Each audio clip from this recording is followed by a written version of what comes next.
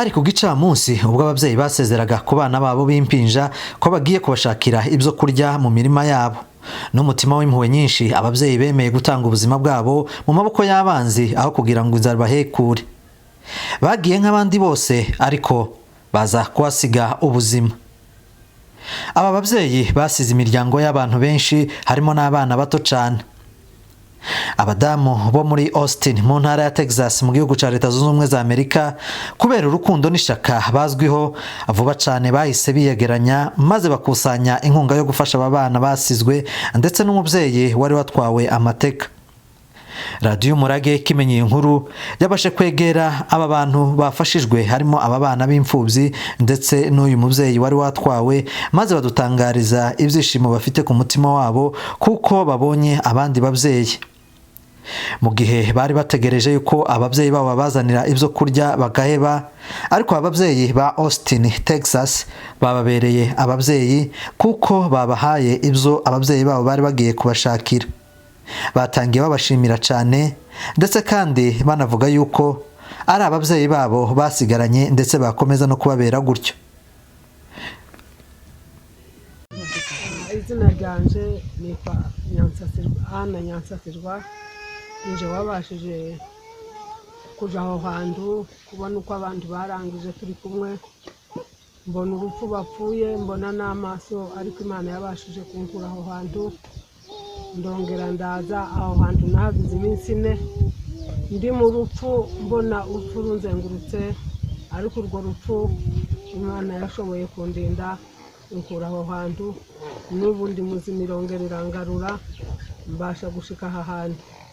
Rero kuba tubashimiye mama kuko nyine mu gihugu murimo cya Amerika titukizi namwe nti mwari mutuzi, ariko turabashimiye kuko mwatekereje kuko twabashije kuba turiho n'imfubyi ziriho, naje nkabasha kuva aho hantu mu rupfu narindi, Imana ikahankura kaba kuri uyu munsi mbonye inkunga yanyu mwashoboye kudufasha mugafasha imfubyi.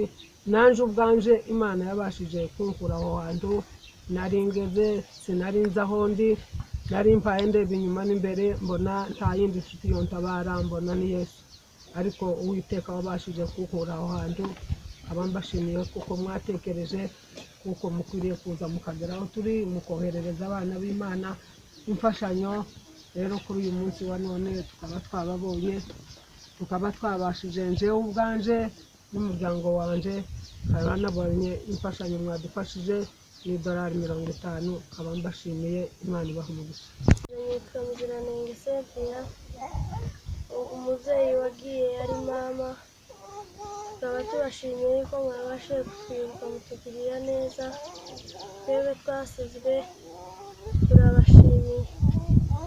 Dushimiye abo bagore badutekereje yuko natwe ntaco dufite twobaheza, ariko Imana yo mu ijuru ibashe kubahereza umugisha. Ifaranga twabonye mwaduhaye, twabonye ifaranga 300. Twasizwe na mama yadusigaye abana 6, turi abakobwa 2, abahungu 4. Turashimira abo bantu b'Abanyamerika muri ntara ya Austin bagize igitekerezo cyo gusura imiryango yasizwe, imfubyi n'abapfakazi ku kibazo cyabaye mu byumweru bitambutse ku itariki 18 z'uku kwezi kwa 4. Hasigaye imfubyi 12, 14 izo zasizwe n'abo bantu bitavye Imana. Kuba rero abantu bo muri uwo muryango baragize igitekerezo cyo gusura aba bantu, turabashimiye, kandi icyo gikorwa mukoze cyatweretse yuko ibibazo dufite tubabaranye namwe, byatweretse yuko mu kababaro twagize tugasangiye. Icyo tubifurije rero ni umugisha namwe, Imana ibahe amaronko meza aho mukora hose, Imana ibafashe. Murakoze. Je nitwa Daniel Kabundege, ndi umushefu traditionnel muri ako gace ka Kivu mu kabereye mwayo mahano. Haje kandi kuvuga abasaza baturanye n'iyi miryango maze babasha gushimira cyane aba babyeyi bo mu ntara ya Texas mu mujyi wa Austin kubera igikorwa cy'urukundo bakoze, ndetse kandi bakomeje gukangurira n'abandi banyamurenge bari hirya no hino ndetse n'abandi bagira neza bose gufasha iyi miryango yasizwe.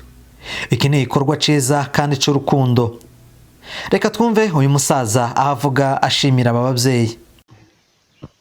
Yewe nitwa Damiano Bafunze, tuyihana kwigishirwa ndi umusaza, ndi kumwe n'undi musaza mugobozi witwa Mariko. Twari twazindutse hano tujya gusura umugabo, iki sana tuhahurira n'intumwa y'umugabo witwa Harera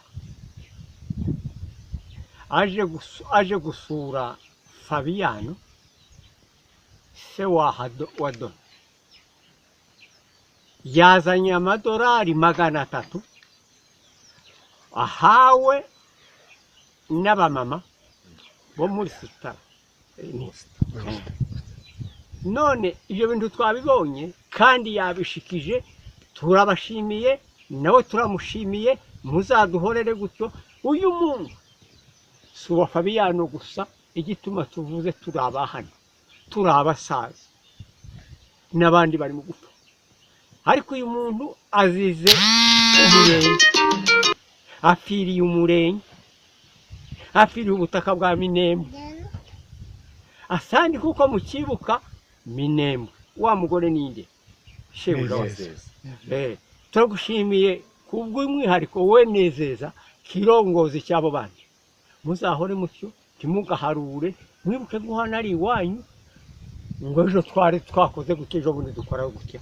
None turabashimiye, Gishigura bashimiye, uyu mugabo arashimye, natwe dushimiye na Harera watuzaniye. Imana ibaho umugisha.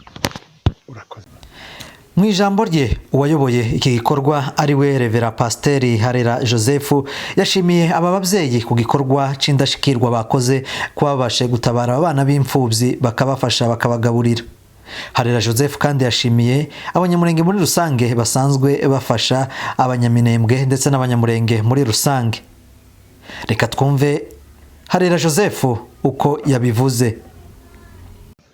Uyu munsi twari tugiye gusura abana basizwe n'imiryango ya Adoni ndetse na Nyamwiza na Nyamutarutwa, hamwe n'uriya mu mama wabashije kugira amahirwe yo kugaruka. Twari mu butumwa tugiye gushitsa inkunga yatanzwe n'abamama batuye muri Amerika mu hantu bita Austin, bayobowe n'umudamu bita Nezeza hamwe na Baruta. Niki mwabahaye Perezida? Uyu munsi twatanze inkunga ya mbere. Inkunga iri mu buryo bubiri. Iya mbere y'uyu munsi buri muryango twawuhezaga iriya miryango y'abasizwe amadolari 300 kuko byari bitegekanijwe muri iyo miryango ko ari 3. Hanyuma uriya mubyeyi wundi wagarutse nawe twabashije kumuheza $50, ndetse hariho n'abandi bamama 7 b'abapfakazi basizwe muri izi ntambara. Kuwa gatanu nibwo tuzabaheza kugira ngo dusoze kino gikorwa uyu munsi. Yaba ari indoro yo kubareba cyangwa ashobora kuba ari mu projet ishobora kubafasha? Oya, twebwe murabizi ko dukorana n'abantu ba diaspora bagiye badufasha mu bintu byinshi. Uyu munsi twari gushikiriza iyo miryango indoro yabo babyeyi. Ikibazo cyabaye ni ikibazo cy'ubwoko bwose, abantu bagenda bavyakira gutandukanye no gukora bijanye n'ubushobozi bwabo. Aba mama rero bagaragaza ikintu kidasanzwe, batanga iyi nkunga yageze kuri iyi miryango kugira ngo byibura babashe no kuronka icyo barya muri ibi bihe bakiri mu buhungiro, ndetse kandi batanafite n'ababyeyi babasha kubashakira ibyo barya. Bavyakiriye gute rero abo mwabihaye? Mu by'ukuri ni ibintu binejeje ubwacu komite kubikora. Ni ikintu ciza kuko twagiye twumva twari dufite umutwaro wo kubona bari abana baremererewe badafite icyo babasha gufungura kuri none. Kuba twagiye tukajana ubutumwa byari byiza. Kuba byakiriye rero batakaje abantu, ariko kandi kubona abantu babasura bakabasha kubafasha muri ibi bihe naco ni ikindi kintu bakiranye ibyishimo byinshi.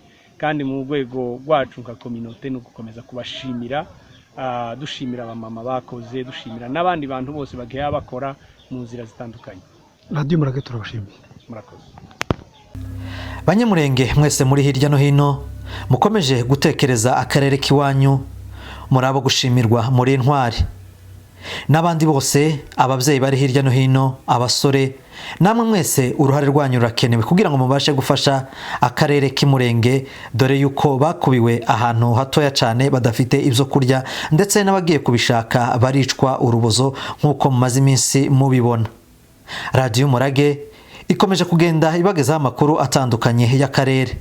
Iyi nkuru twayiteguriwe na Munyamahoro Alexis, nje wibagejejeho akaba ari Yoze Ruhumuriza.